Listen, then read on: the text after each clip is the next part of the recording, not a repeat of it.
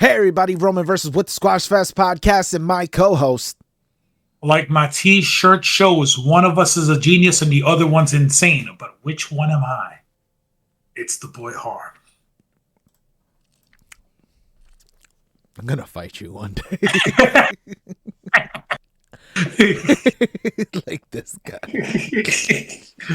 Have you ever seen the conspiracy theories that Pinky was dead the entire time? Pinky was dead the entire time, and Brain's trying to bring him back, and he's actually going insane? Yes, I've seen it. Why do we gotta mess up our 90s cartoons? Facts. Leave it alone. Going so dark.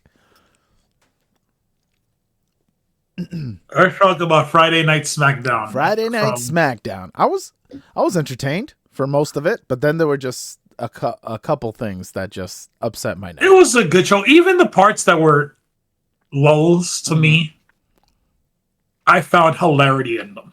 Okay.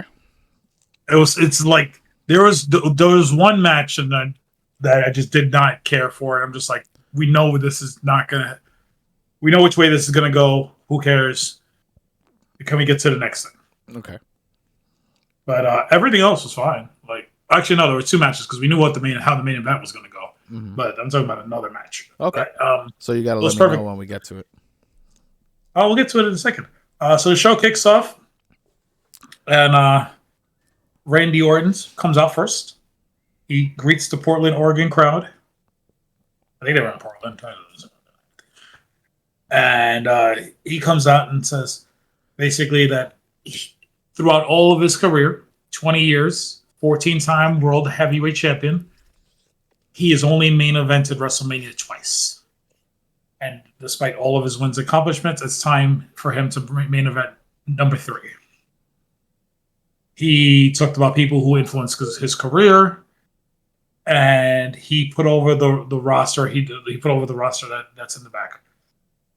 He doesn't care. He says he doesn't care if it's Drew or if it's Cody. He's not walking out of WrestleMania empty-handed. He's going to become a 15-time world champion. Mm-hmm. Trick Williams comes out because you got to get Trick Williams on the show. I'm sorry, Trick is amazing. I love Trick. So he comes out and they make him every week. I feel like maybe I'm just not paying attention to his entrance, but every week I feel like they're doing more and more to make him look like a star.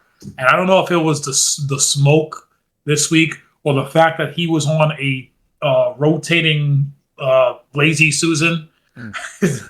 But they making him look more and more like a star. So Trick comes out and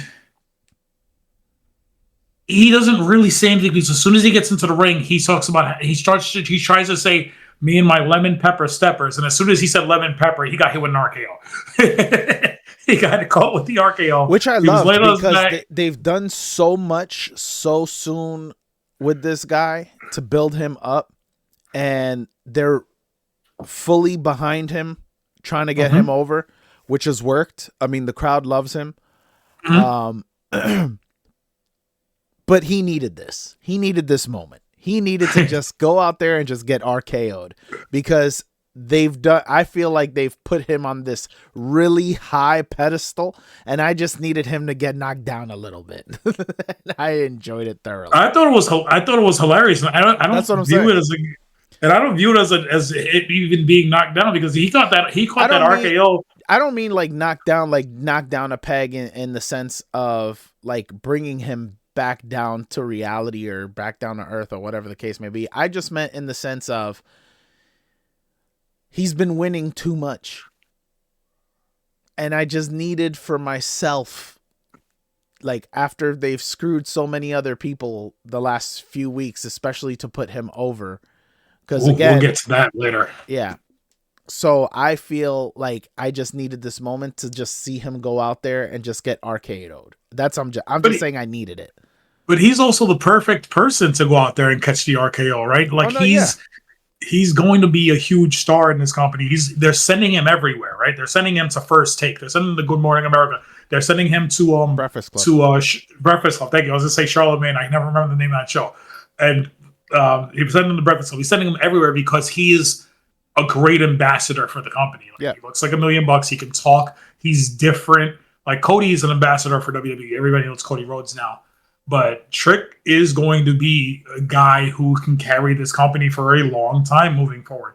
And he seems like he wants that role. But yeah, him coming on and catching the RKO was great. I love the fact that when he hit the ground, he wasn't just laying there. Like when Javon took the RKO last week, Javon sold it like he was done. Like the RKO was the most devastating thing he ever took. Right? Trick took the RKO and started convulsing on the floor. Like he started twitching while he was laying there, which I thought was a nice little touch. The way the feet, he was doing the feet, like yeah. And then Randy went over and looked at him, like It just reminded me of the Wizard of Oz, the witch that died in the beginning when she died and her feet curved. Oh, under the house. Under the house. Yeah, that's what I was imagining, because those shoes that he wears, they're so goddamn pointy. Just hit him in those lemon pepper steppers. All right. So then we get a backstage segment. Carmelo Hayes talking to Nick Aldis. Nick Aldis tells him, I see you're doing another United States Open Challenge this week. I'm going to get calls from everybody in the company, and in fact, everybody around the world wanting to challenge you for the United States Open Challenge. And I think I found a great competitor for you tonight. Carmelo tells him, all right, don't tell me. I want to see you in the ring. Carmelo gets to the ring. And not that this guy is a bad wrestler. I don't think his opponent is bad. I think I know they really want to push AAA, especially with Reina de Reyes coming up, and they want to get people to their YouTube show to watch AAA. But could we have gotten somebody other than Iho, though, Dr. Wagner Jr.? Because he's a good wrestler. Okay. These two guys had zero chemistry in the ring, and this man got no pop when he came out. Again, you're in Portland, Oregon. He got a little bit of a pop. Yes, he did. He definitely did. It was zero pop. And no, clearly you didn't pay attention. There was a little bit of pop, and during the match, which I watched the entire thing. Like I didn't skip through it. I watched the match. Thing. It was fine. No. I think what it is, I agree with the no chemistry thing. I think it's also he's a larger guy who's still doing luchador stuff, and I feel like that caused problems for Carmelo in terms of like being in certain spots and being able to do certain things just because of the length of this guy. And he's a bigger dude, and like not just in stature, but also just early. He's a bigger guy. And I think that kind of messed up the equilibrium between the two, and there were just clunkiness, I'll say. There was clunkiness between them. To your point, I think he's a fine wrestler. I think it was just a chemistry issue. They haven't had reps together. This is not somebody that he's wrestling in and out. He's not wrestling on the indies. He's not wrestling, backstage and like they just probably put the match together, and this is their first time literally ever wrestling. I get that. But my thinking is like, okay, if we're going to bring up somebody from AAA who maybe to get a faster paced match out of Carmelo, maybe that would have been better. Give me, I know you're going to hate it. Give me Mr. Iguana. Give me Psycho Clown. Give me, I don't want to see Iho del Vikingo because he's about to face Dom. Because a loss for Iho del Vikingo would have not done anything for Iho the Vikingo there. But there could have been other guys there. I wouldn't have brought Vikingo for the simple fact that he keeps getting booed, bro. And they don't want him to be booed. Well, he's getting booed in AAA because everybody loves Dominic Mysterio.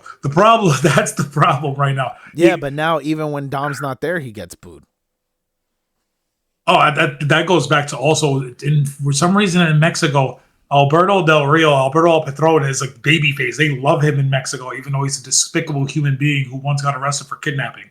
He threw a chair at an old lady at a match. And this man was the babyface in AAA. They love him. So when Vikingo took the title off him, as soon as WWE bought AAA, they booed him because they wanted Del Rio.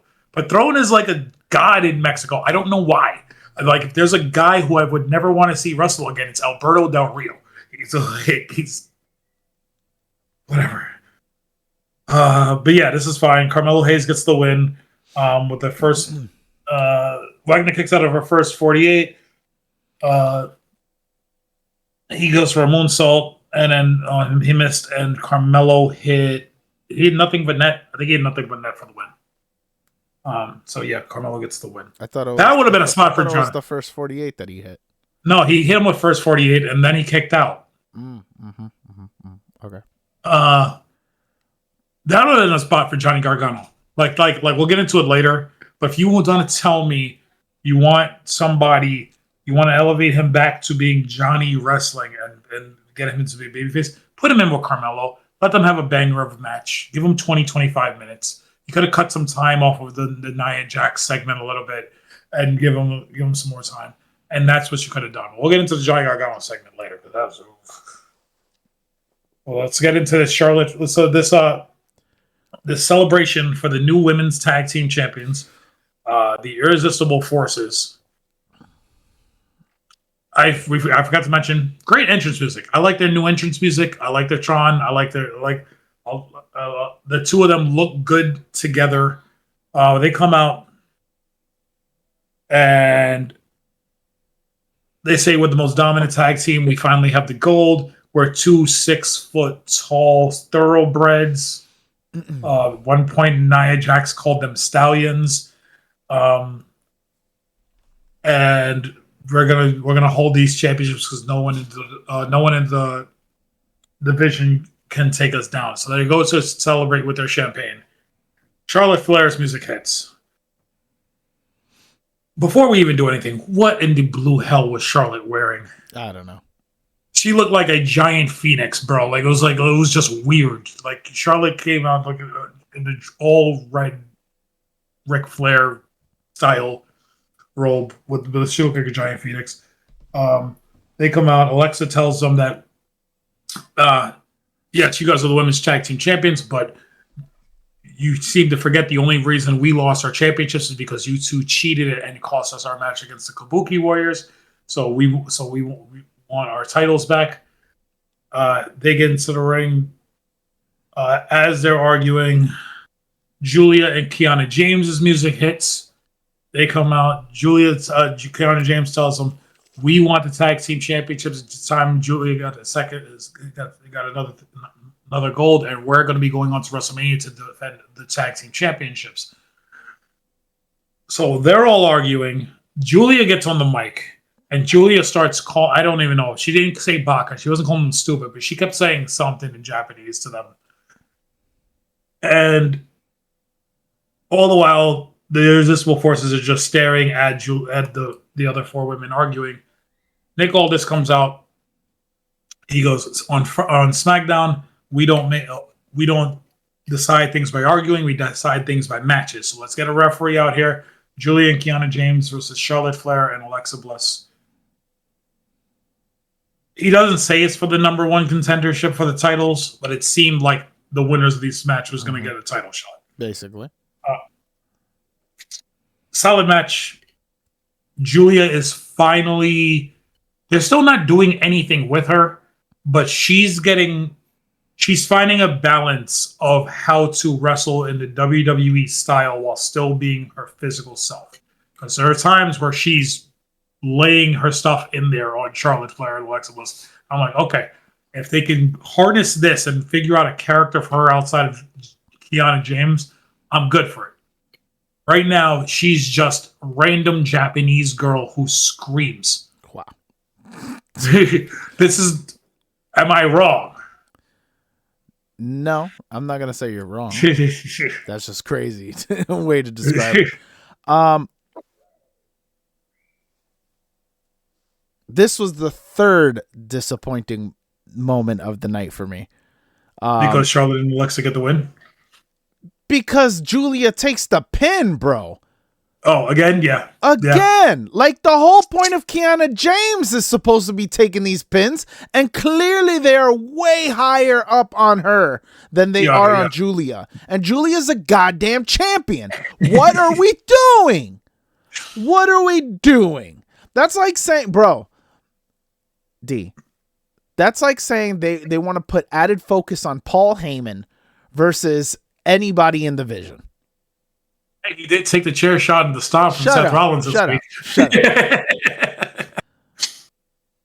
It's I don't know what they're doing with her, but it's disrespectful as hell, and I'm just over it. It's every week now, and I get what you're saying about her getting comfortable and and that's all swell and dandy. But it doesn't matter if in a few months I could see that girl not in the company anymore. That's not happening. I'm not saying it will happen. I'm just saying I could easily see it because they're doing nothing with it. She might as well be in a tag team with Michin. I said it. Wow. I said it. Well, they can't cut her now since it looks like Jordan Grace might have broken her ankle last night. I didn't see that.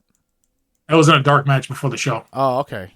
She had a dark match against Alba Fire, and she really badly twisted her ankle, so she had to leave in a walking boot. Wow. Okay. Yes. So Charlotte Flair and Alexa Bliss get the win after a natural selection onto Julia. It was a tornado DDT by Alexa Bliss and a natural selection onto Julia for the win. So I assume we're going to get Charlotte Flair and Alexa Bliss against Nia Jackson / Legend at some point in the next couple weeks on SmackDown.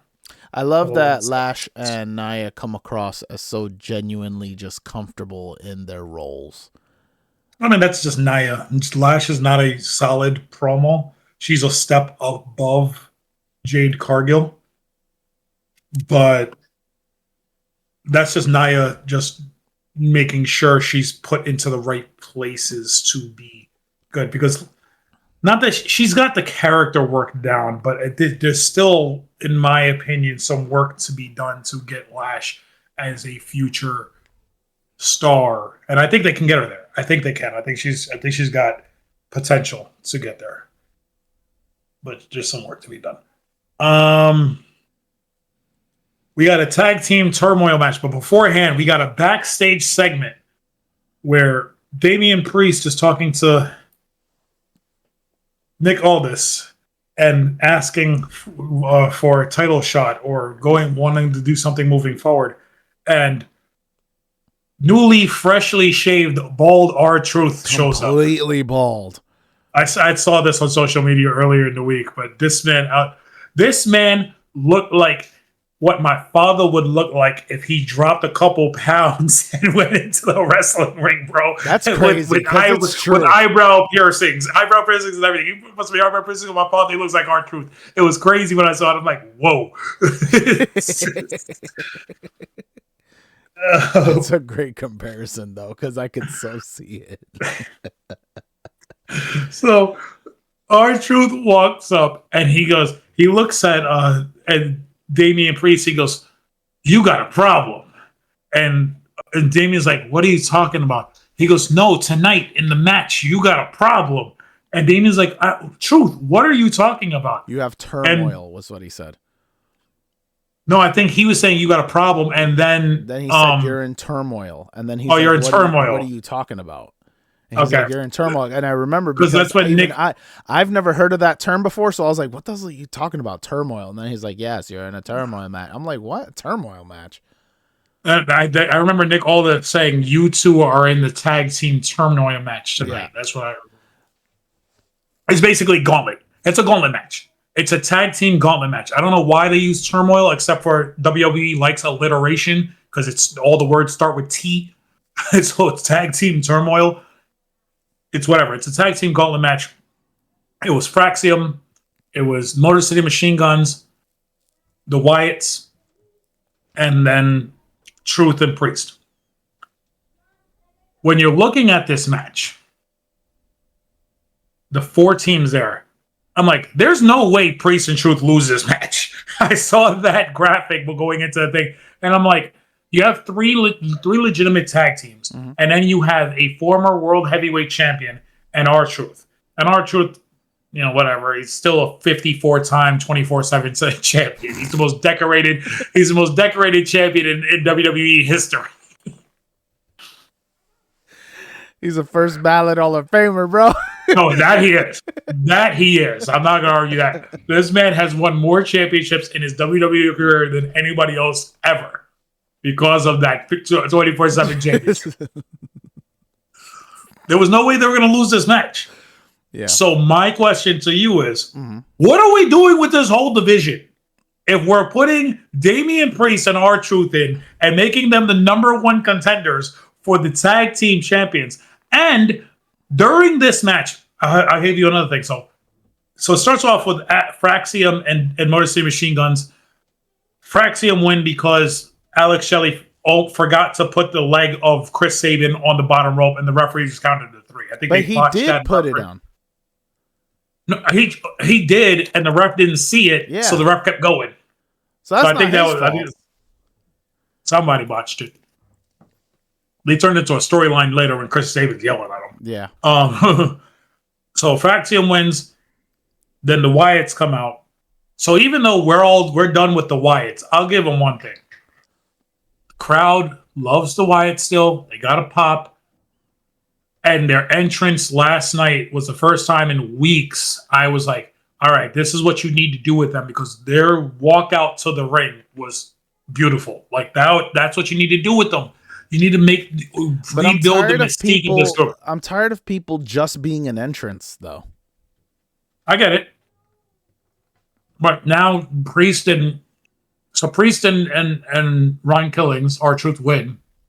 But the Wyatts got eliminated because the MFTs interfered in the Wyatts match. So we're gonna get. This is still going on, even though we have different number one contenders for the titles. Mm-hmm. What are we doing with this tag division? And why did Bo Dallas, Mickey Cross, and the other one, Eric Rowan, leave ringside during the tag team match? Mm-hmm. Because if they didn't leave ringside, Tonga Loa, the other one, wouldn't have been able to come and interfere. Agreed. Mm-hmm. No, you're right. Is it my turn now? Yeah, go ahead. Okay. What are we doing with Damian Priest, bro? What are we doing, my guy? Biding time. That's exactly how I took that. When I saw this, first off, number one. Oh, I did forget one team. We got an Angel and Berto sighting in this. That was nice. Match. It was nice. And to they see look them, great. And they looked great. They looked great. Now, here's why I don't mind necessarily the Truth and Damian Priest pairing.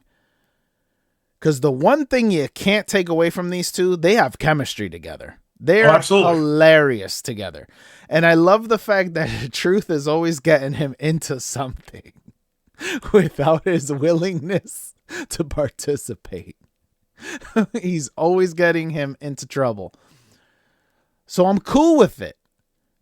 And that's exactly how I took it. I took it as they're biding time to figure out what they do with him. So they're like, you know what? In the meantime, let's just put them together. This is something that it's going to help in terms of crowd engagement, because everybody loves Truth and people love Damian Priest. So let's just mash them together and throw them in the tag team division that's pretty weak on this goddamn show anyway. That's how I took it. But man, if it doesn't suck that he's just... Now he's going to be regulated to tag team wrestling. Like, that just sucks for me. Because, I'm a huge Damian Priest fan. And I just feel that he should be not necessarily in the world heavyweight title picture, but he should be in the vicinity of it. He should be somewhere near it. Because, again, and I don't even mind if he's one of those... Do Damian Priest like you do Nia Jax. How we always say when they are in need of somebody who can carry the title while you're waiting for the actual person or whatever, you're elevating other people that you actually want to have it. He's a great placeholder. On top of that, he's somebody that is going to go out there, give you good matches, and he can help elevate other people. And he's always a credible threat. What you just described, we've already done with Damian Priest. We did it for like 2 seconds, bro. He was champion for, I want to say, 4 months. Okay. That's what I'm saying. He was champion, and his storyline was a secondary storyline in the Drew McIntyre CM Punk storyline. Yes. Like he was feuding with Drew for the title but that wasn't Drew's 1A feud. Drew's 1A feud was still CM Punk, and that's why Priest kept retaining his championship. But that's what I'm saying. I'm okay with that role for him, but he should be in the picture, is what I'm saying. He doesn't need to have the title, but he should be somewhere in that. I think there's too many people at the top right now. It's like, Who's the too many people at the top? Who's the too many people at the top? I'm talking SmackDown. We're talking SmackDown. There's not too many people at the top. There's 4 right now above him. There's a few above him. So there's 4 right now. Cody, Drew, Jacob, Sammy. That's 4 right now above him. Yes. Right now. He would be in that. Oh, Randy's 5. Randy's 5. He would fall into the. It would be him, Aleister Black. No, because even though they're not doing anything with Aleister Black, what's the other side? It's like let's just transition as he's above Aleister Black, but not by much. No, not by much. Aleister's not even in that picture, bro. No, but what I'm saying is, Aleister has lost every feud he's been back since he's been back, but they're keeping him relevant by having him have these main feuds with Priest, one off with Cody. Who did Aleister Black feud with before Priest? So somebody. Sammy. He's teasing a feud with Randy Orton, which is coming out of Mania. If Randy Orton wins that title off Cody Rhodes, I can easily see Aleister Black, Randy Orton because they keep teasing it. And I think Priest is above Black, but not by a lot. So. And then over on Raw, you have when Seth gets back, you got Seth. We're not talking about Roman, Seth and all of them because he's not on that show, so it doesn't matter. I'm just talking about SmackDown. Before we forget, because Bleacher Report does a terrible things, let's talk about the backstage segments. One with Cody and Sammy, and then the Randy and Sammy one. So Cody is getting interviewed, and as soon as he's done with his interview, he says this Cody stuff. I'm going to win my championship. I'm back. I want to point at the WrestleMania tonight. I'm going to win my championship because I'm the golden boy, but the golden boy can't be the golden boy without the championship, blah, blah, blah, blah. Kathy Kelly leaves. Sammy comes. And before I even say anything, do you think they have a specific person whose job it is to make sure there are water bottles on the table in every single one of Sami Zayn's 100%. I think there's someone who is tasked with placing the water bottle. Absolutely. Absolutely. They gotta make sure there's a filled water bottle.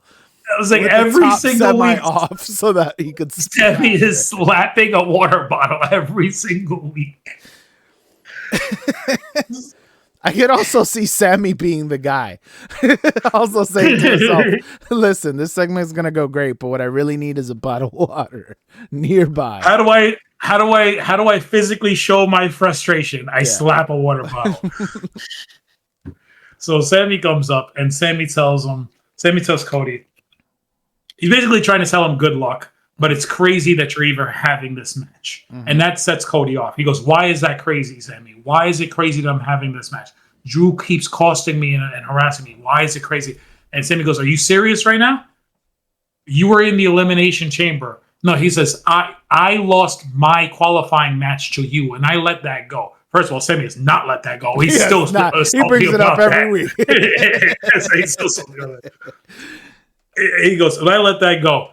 But then in the chamber, you lost to Randy. And Randy, no, he mentions this to Randy later, but he goes, you lost to Randy, but yet you still have an opportunity at the World Heavyweight Championship. So where's my opportunity? Why do you get this and where's mine? And Cody, being the terrible friend he is, again, it's a horrible friend, doesn't say, Sammy, you're right, but this is an opportunity for me to win. And then when I win, this is what Cody should have said as a friend. When I win, I'll make sure we make it right by you and give you a shot at the title. That's what the babyface Cody should have said. But no, Cody, being the selfish bastard he is, says 100%. But that's the point. I think that was the point of the promo. Okay. Cody is being selfish, and that's why he's getting the opportunities. And that's what Randy tells him later. Cody says, "You're here mentioning it to me, trying to politic your way into a championship match, and I haven't even won the championship yet. Mm-hmm. So what are you doing here, Sammy?" So Sammy goes, he doesn't say I'm sorry, but he goes, "I was coming here to wish you luck." Well, he started by saying, "I don't know what I'm doing." And then he said, it started out with me trying to congratulate you and telling you good luck on your match, but I don't know what it's turned into at this point. And you're froze, just an FYI. I know you can probably hear me, but you're super froze. And it's crazy because it looks like you're yelling at me right now. There you are. All right, okay. Yeah, they see you dance. Yeah, so Sammy basically tells him, what you said. And then he goes, "I just wish you luck because I know you're going to go out there and you're going to win the heavyweight championship tonight." Mm-hmm. So Cody walks off. Sammy slaps us with a water bottle. And his current nemesis. His nemesis.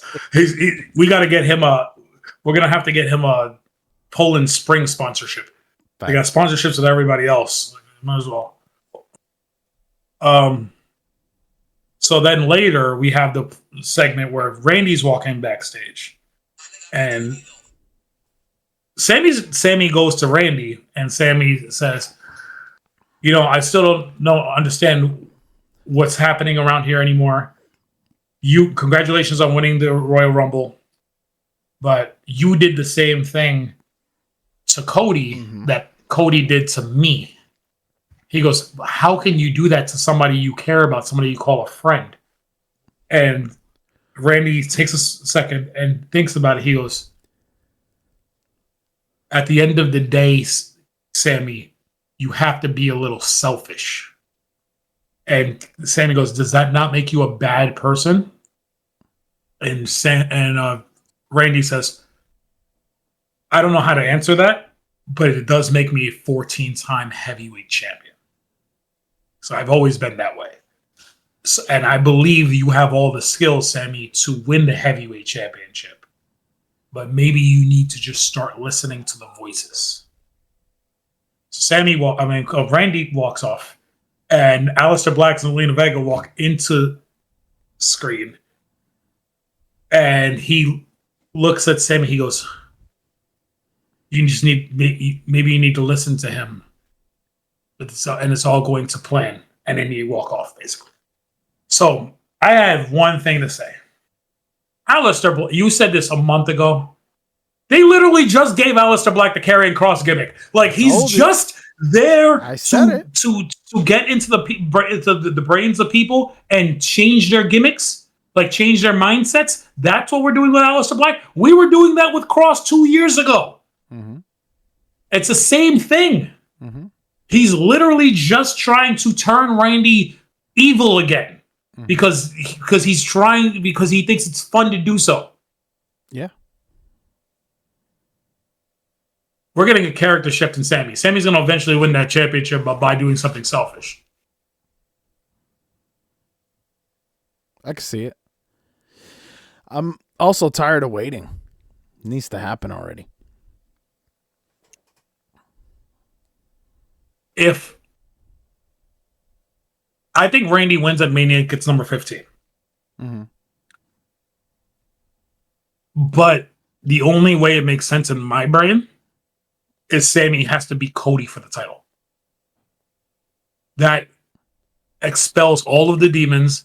He gets back at Cody for costing him his shot at Elimination Chamber. Sammy needs that. I don't know if you can do it. I don't know if you can. If you're not going to turn Cody heel, I don't know how you get to Sammy Cody. But unless you turn Sammy heel, I don't know anybody wants that.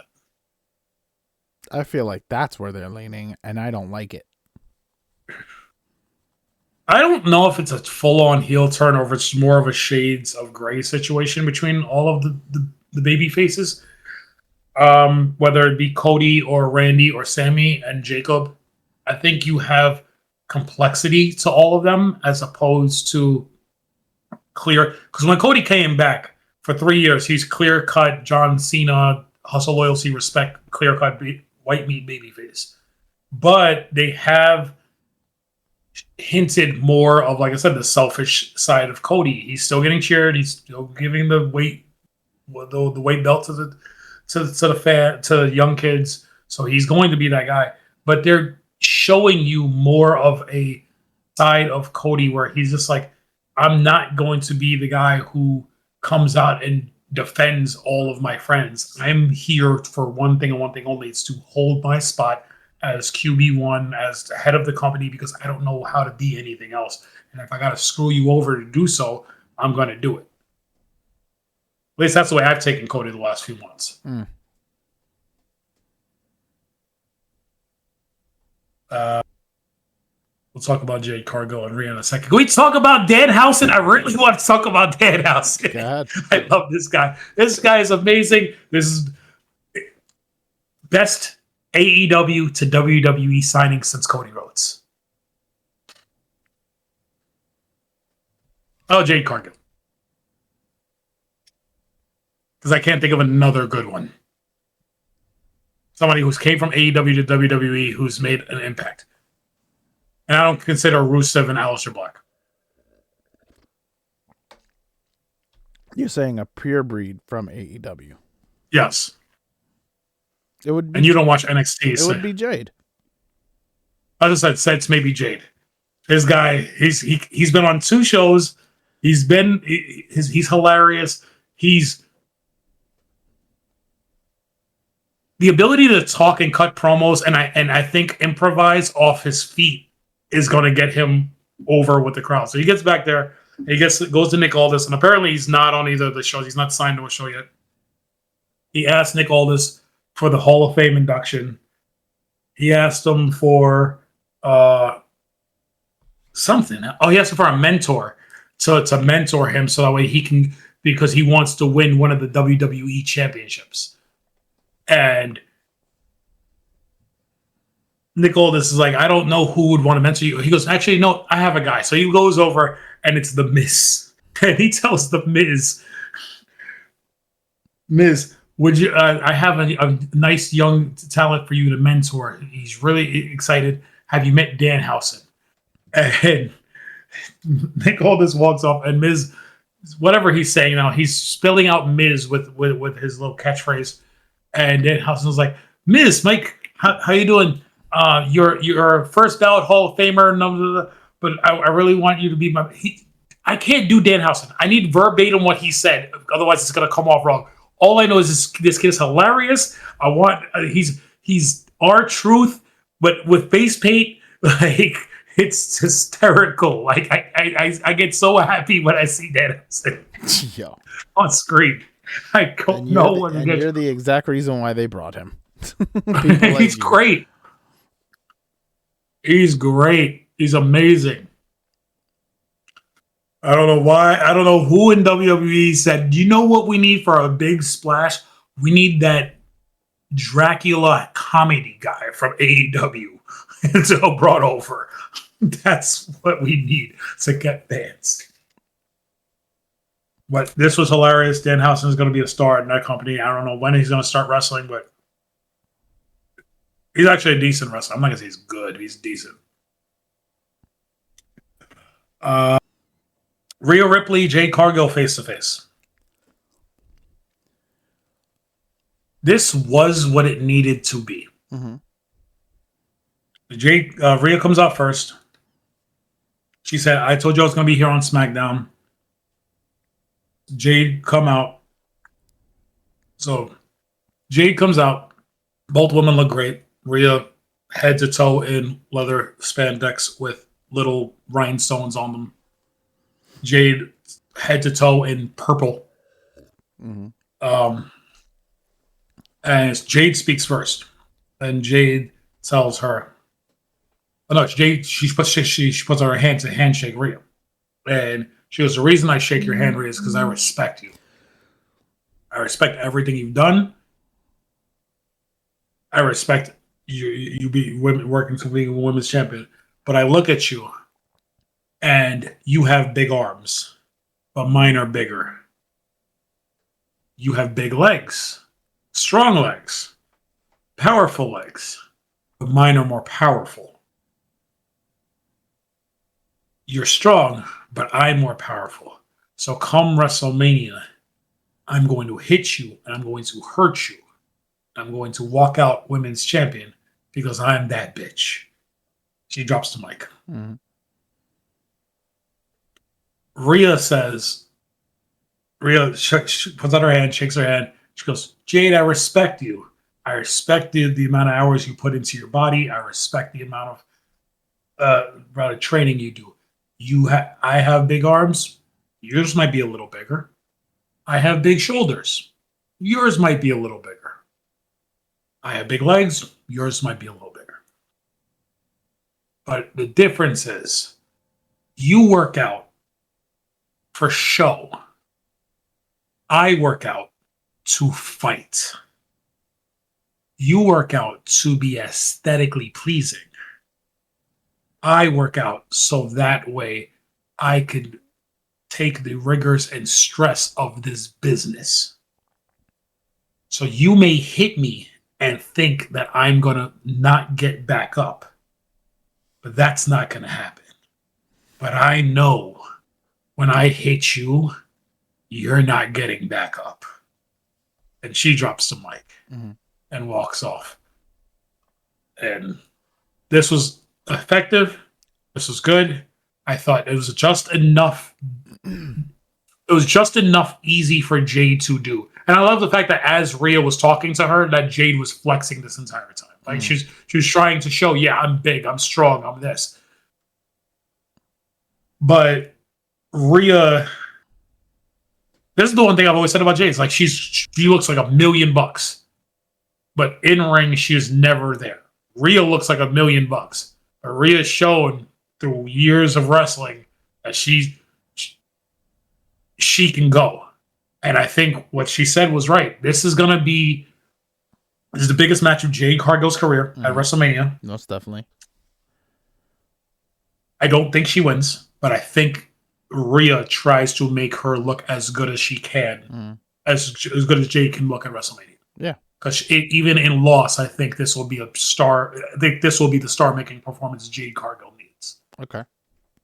Being champion is great, but Rhea having can that definitely moment, carry this match. Yeah, 100%. She can carry this in a way that Jade is going to look fantastic. Look great. Like we talked about the Naomi match at Evolution where Jade looked really good. Where Jade beat her because she was there with a vet. Rhea's there. She's great. She's amazing. And I think this is going to be a really good match. I'm not going to say show stealer, but it's going to be a solid match. I can see it. But yeah, no, this was a good segment.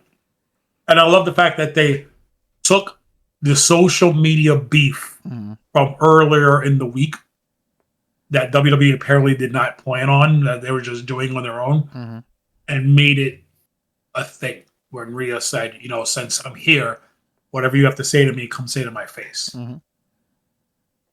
So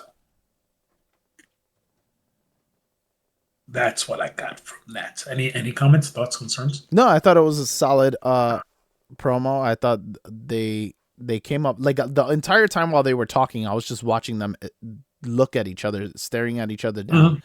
And I was captivated by that entire exchange between them. Like they did really well. It wasn't like they did it so long, like it was short enough where Jade could keep up, so to speak.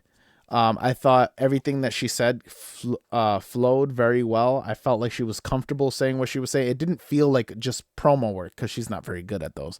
Like it felt like it was just genuine back and forth. And I was entertained. Yeah, this is going to be, let's play to our strengths. What's going to be our strengths in this? You're two of the most physically dominant women we have in this company, right? There's not many women bigger than the two of them. Nia, Raquel, and that might be about it. right? So let's play to our strengths. This is going to be, for lack of a better term, because those matches weren't very good, but just from, it's going to be Hogan Warrior, right? It's going to be two women who get in the ring and just want to physically beat each other up. And that's what they need to do for the next 6 weeks leading into this match. Have Jade attack Rhea on Raw once or twice. Have her get over on her. Have her hit her with a jaded on the stage on the announce desk, something, and then have Rhea come on, just beat Jade up on a SmackDown and just turn this into a real blood feud. Who's the biggest? And they both ended their promos with "I'm that bitch," right? So who's the biggest bitch in WWE? I'm not dumb. I'm just saying. I know. I understand. I'm just saying that's so dumb. All right, so we got Johnny Gargano in the back, laying on a crate. This is the first thing that broke my heart last night. Okay, so we got Johnny Gargano in the back, laying on a crate. Yep. Alex Shelley, who apparently Alex Shelley and Gargano go a long way back.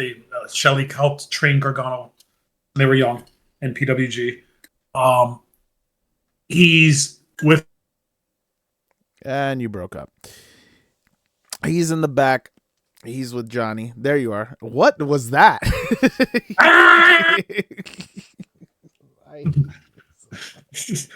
Gargano was in the back laying on the crate. Shelley tells Candice, "Is this the husband you married?" She's like, "No, he hasn't been himself for weeks. He left me in the middle of my match last week. He's just been laying around." And Alex Shelley's like, "You need to figure out how to get him back to be Johnny Wrestling."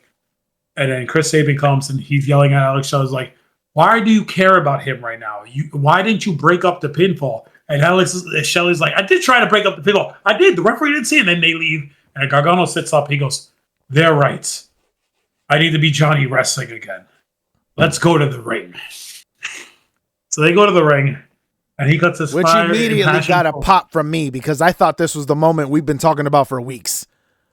And I was just like, yes, we're on the road. And you saw that when he first got on the mic and he started talking, he got a little bit of a pop. Yeah. People love Gargano, especially the NXT fans. Like, Gargano's one of the best NXT wrestlers of all time. Like, he's great. And here's my things. Like, I understand what you're doing with Oba. So he gets on the mic and he says, "I'm going to be Johnny Wrestling." So anybody back there who wants to come out, this is an open challenge. I'm going to show you why I'm Johnny freaking Wrestling. And Oba's music hits. And I immediately knew, oh, you're going to squash Gargano. Come on. I understand what we're doing with Oba. You need to make him credible because he's going to be facing Brock at some point in media. You need to make him credible.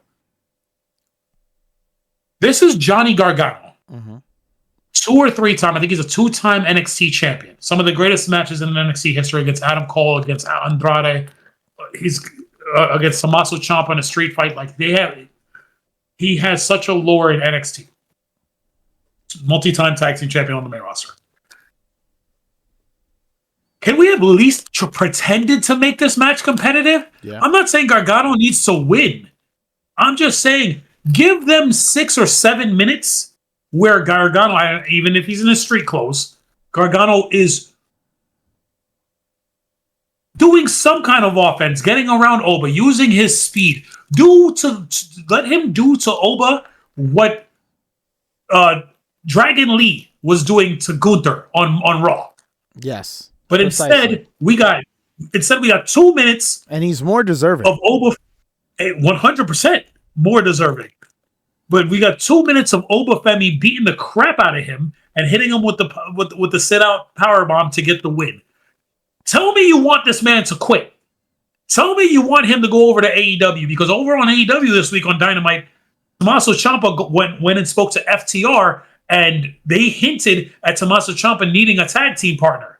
So if you want Gargano to quit and get DIY back over in AEW and rekindle that feud with FTR and the Revival and and DIY and have some great matches there, the way they had great matches in NXT, Triple H just let him go. Because what are you doing with him?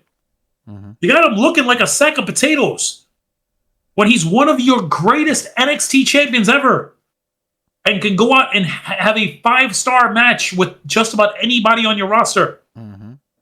Like, I'm sorry, Gargano should not be getting this level of disrespect. Absolutely. I agree with your entire take right there.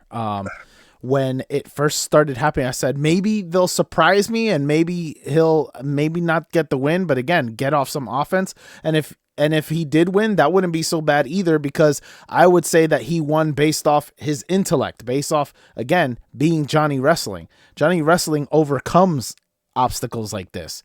You understand? So it would have been believable too, and that could have started a feud between them right before the Brock Lesnar stuff, if that's the route they're going. You could have done just about anything and not squash this man. You could have done just about anything and not just completely pulverized the man and squashed any momentum that we just had. Because as soon as he said, I need to be Johnny Wrestling, everybody popped. Everybody popped at home and everybody popped in the arena and everybody's ready to jump behind it.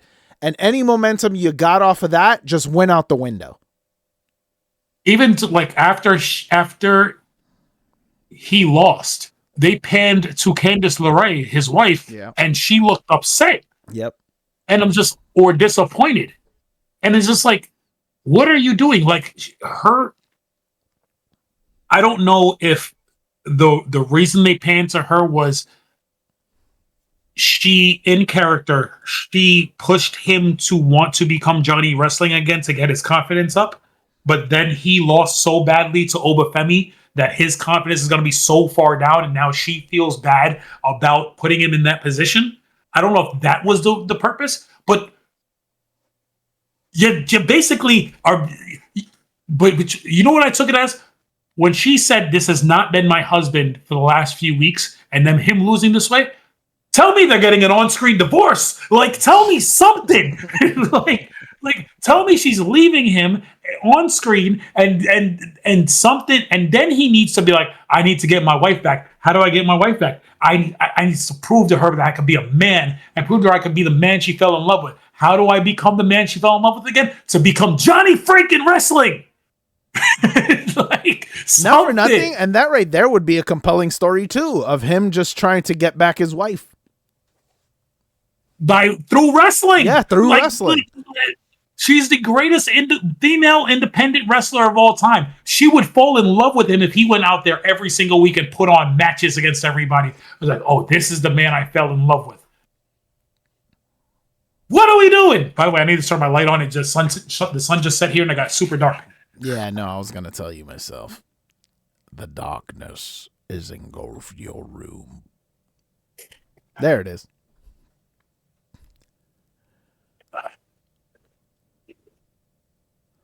Yeah. For those listening to us on Spotify, he had no pants on. I'm wearing jeans. I know. People can't see, though. That's the point. If you're listening on Spotify, for all they know, you were butt-ass naked. This is a family stream, sir. For all the things I have said, but still. I haven't objectified one woman in this show tonight. Good job. Good for you. Look at you, growth. The night is young. Actually, not much. Not much, because I think we got one segment left. I think we just got Cody and Drew. So did I miss anything? Yes. What did I miss? Jade Meechin. Oh, yeah. I mean, do we really got to go talk about that? No. Jade Meechin next week in a non-title match. Meechin basically tells her, I got something on that. He went from doing. Now that you brought it up. For weeks, Meechin has been telling her, I'm going to take that title off of you, and you may not even make it to WrestleMania. Mm-hmm. During their backstage, she said to her, I'm going to win the championship, and then I'll deal with Rhea afterwards. Those are Meechin's words. Mm-hmm. But they announced a 9-title match. Like, what are we doing? Why? What? That's a production mistake, clearly. If somewhere during the week, if they say, okay, this is for the title because we messed up, that's fine. But they definitely announced it as a 9-title match. It doesn't matter. Jade, whatever. Meech and Beef, they're still employed. All right, so then we get our main event. Cody Rhodes, Drew McIntyre for the World Heavyweight Championship. Drew had a segment with Nick Aldis where he not apologizes, but basically tries to plead his case again. And he says, we had the stipulation in the contract that Cody needed to win either the Rumble or the Elimination Chamber to get a shot at the title. But yet here we are. You're still gifting Cody Rhodes a World Heavyweight Championship. And so Nick Aldis tells him, yes, because I thought you were going to behave under the circumstances, and you putting your nose into everything. I'm giving Cody Rhodes another opportunity because you kept taking them away from him. And not only that, this match is going to be no disqualification, is what he told. So we have no DQ match for the World Heavyweight Championship.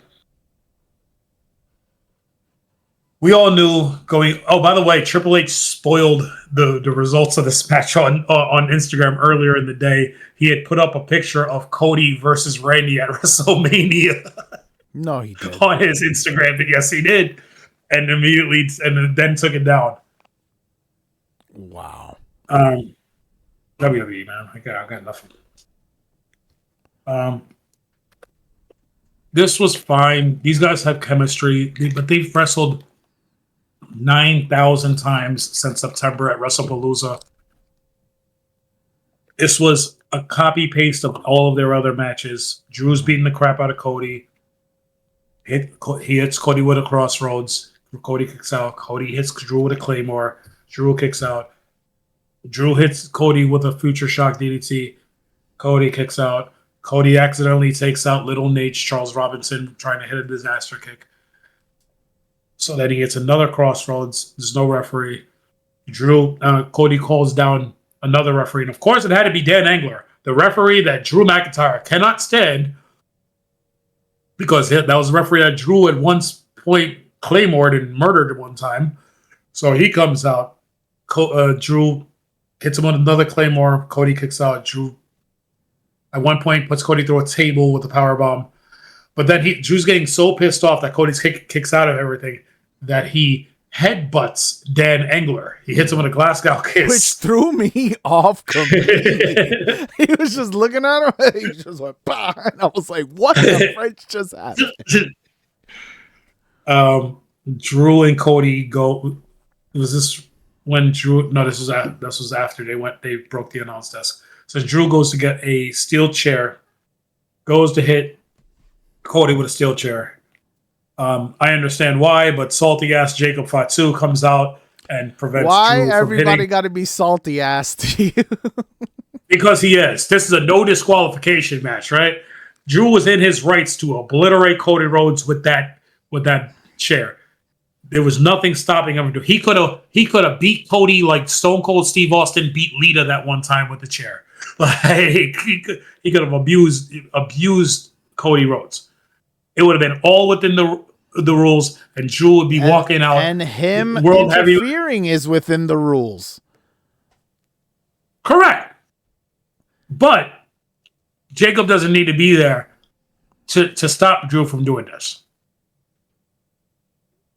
It's not like this was a regular match and the referees were down and Drew was like, "Ooh, the referees are down. Let me go beat him down with a chair and break the rules." And then another babyface comes and stops him like, "No, you need to do things the honest way." No, this was a no DQ match. He could have put Cody's head in the middle of that chair and thrown him off the top of the ramp for all I cared and gotten the pinfall. Jacob didn't need to be there.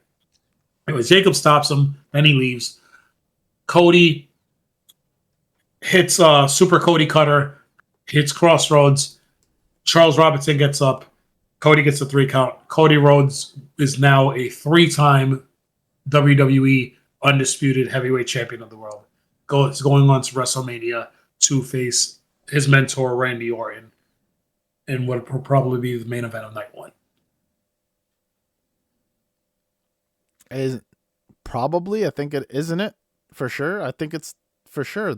They haven't announced what days the things are going. We're thinking that Roman's Punk is here night. Okay, I'm just making sure because I know that Randy was like, "I'm gonna main event WrestleMania." Probably night 1. Probably night 1.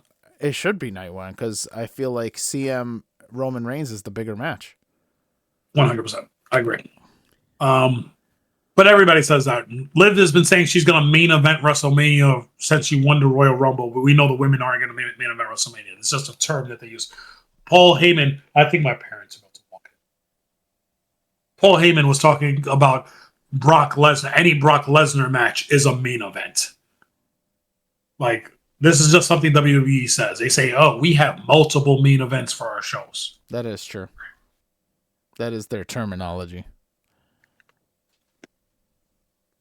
And then that 1 year, like, Kofi women's main event.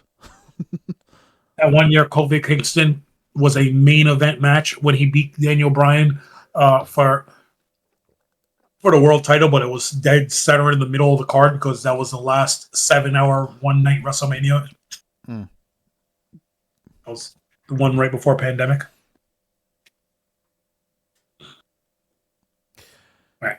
Overall, I thought it was a really good show, despite the fact that there were those 3 moments that really took me off. You only told me 1 moment that took you off. I told you 3. You only talked about Gargano and Oba because when we say Gargano and Oba, that was the first one that took you off. What was the second? Priest and R-Truth. Oh, okay. And the one right before that, which was Julia and okay. What's her face? Keanu James. Yeah. It was fine. It happened on a week that Brian James Road Dogg got fired. Or stepped down from his duties because he was told he was no longer going to be a head creator of SmackDown.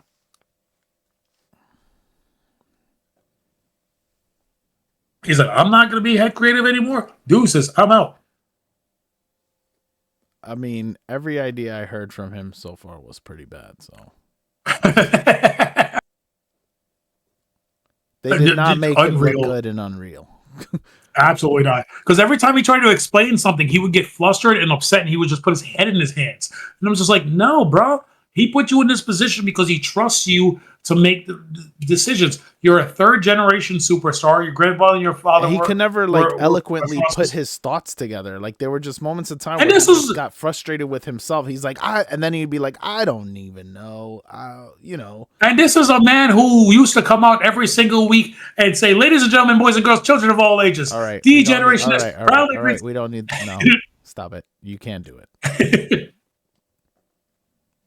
The Road Dogg, Jesse James. The badass, Billy Good.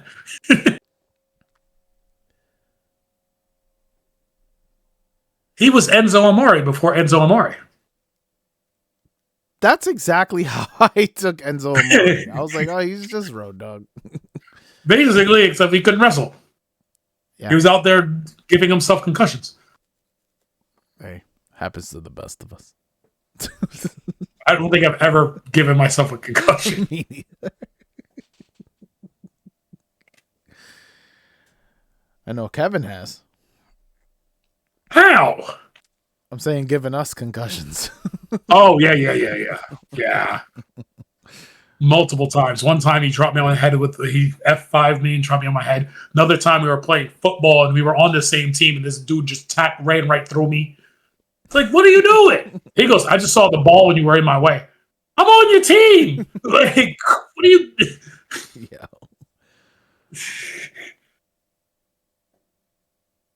That guy. Do we want to do an AEW Revolution preview since it's tonight? I gotta go. AEW Revolution is tonight. Go. I can't do this with you. We should one We got day do an AEW show. We got Hangman Adam Page Nope. versus. Oh wait, it's not tonight. It's next week. It's March 15th. Never mind. I thought it was today. You were so excited. Poor guy. I was gonna say we got Hangman Adam Page versus MJF in a Texas death match. Hopefully he doesn't drink anybody's blood this time. Oh God.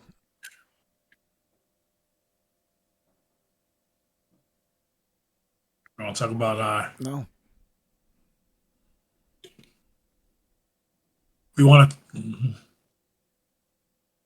That's all I got. I got nothing else, especially not wrestling. Oh, do we want to talk about Logan Paul challenging Le'Veon Bell to a fight? No, because it's not wrestling related, and I hate Logan Paul.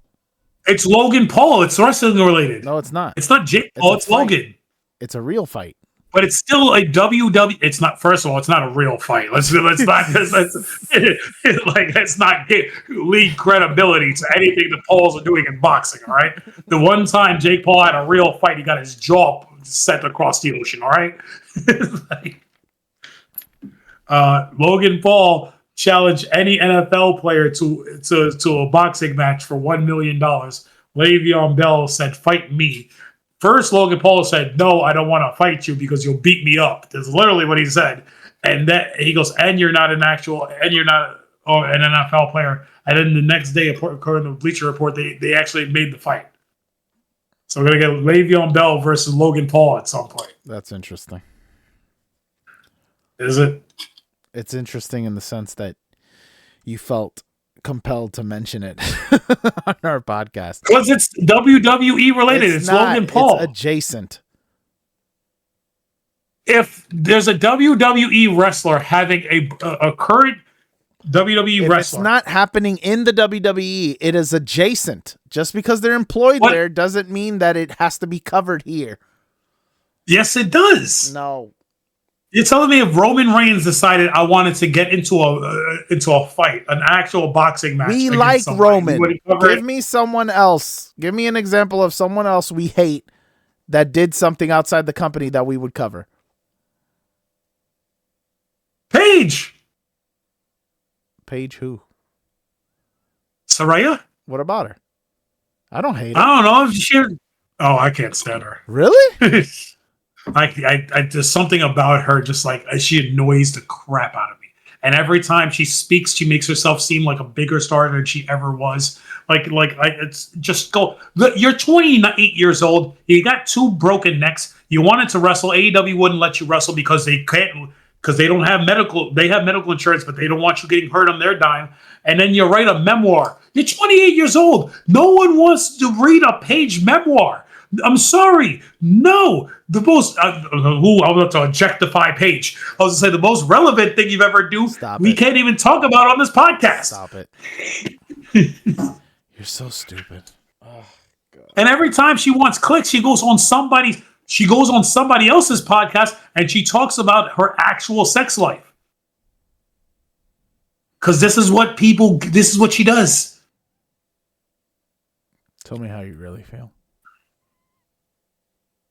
I hope Sasha Banks drop kicks her in the back again. I hate you. Okay. So on that note, thank you for watching. Thank you for the likes, the comments, the subscriptions, and all that fancy stuff. You can always catch us on Spotify, iHeartRadio, TikTok, and YouTube. And we'll catch you on the next one. Peace. You have problems.